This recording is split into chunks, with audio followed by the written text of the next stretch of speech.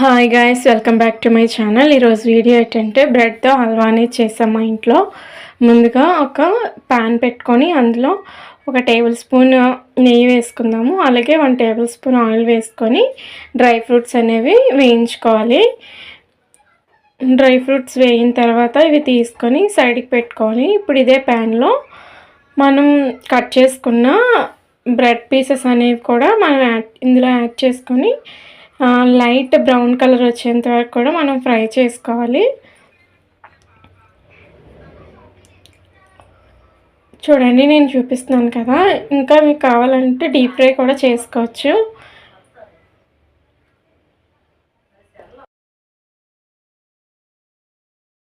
ఇలా 1 బై 1 తర్వాత అన్నీ కూడా ఈ లైట్ బ్రౌన్ కలర్ వచ్చేంత వరకు కూడా ఫ్రై చేసుకొని ఇవి సైడ్కి పెట్టుకోవాలన్నమాట. చూడండి, ఇప్పుడు నేను చూపిస్తున్నాను. ఈ కలర్ వచ్చేంత వరకు కూడా మనం అన్నీ ఫ్రై చేసుకొని సైడ్కి పెట్టుకోవాలి. నేను ఒక 6 to 7 పీసెస్ అనేవి చేశాను అనమాట, బ్రెడ్ పీసెస్. ఇప్పుడు 1 కప్ ఆఫ్ బౌల్తో షుగర్ తీసుకొని, అంటే మీకు స్వీట్నెస్ తగ్గట్టుగా మీరు యాడ్ చేసుకోవచ్చు. నేను ఇప్పుడు 1 కప్ తీసుకొని ఇదే ప్యాన్లో వేసుకుంటున్నాను.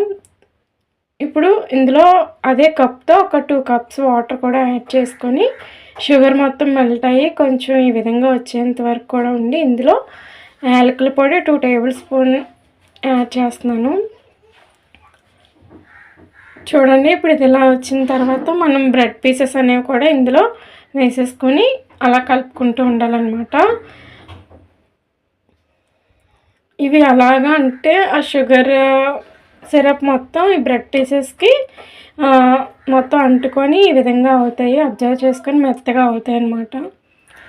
చూడండి, ఇప్పుడు ఇందులోని 1/2 కప్పు బాయిల్ చేసి పెట్టుకున్న మిల్క్ని కూడా యాడ్ చేసుకుందాము.